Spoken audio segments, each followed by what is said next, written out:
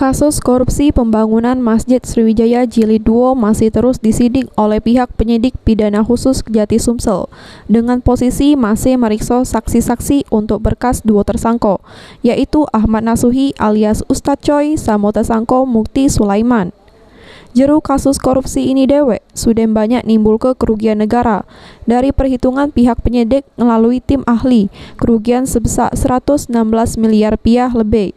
Terkait aliran dana jeru kasus ini dewek, dari tersangka Ahmad Nasuhi ternyata bantah amun ada aliran dana yang sudah dinikmatinya.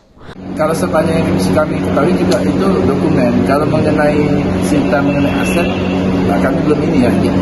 Dan kemudian mengenai aset kan dari pemberkasan yang ada pada waktu BAP klien sebagai tersangka itu sangat jelas, tidak ada rangkaian uang-uang itu masuk ataupun diterima ke klien kami.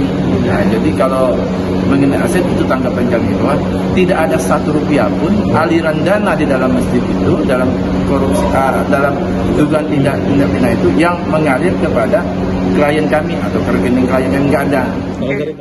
Terkait hal ini, tim penyidik masih melakukan penyelidikan dengan meriksa saksi yang berkaitan dengan berkas kedua tersangka dari dakwaan JPU di berkas korupsi Masjid Sriwijaya Jilid 1.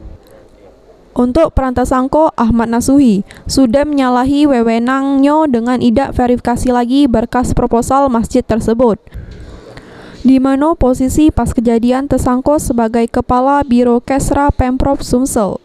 Sri Febriandi, PAL TV.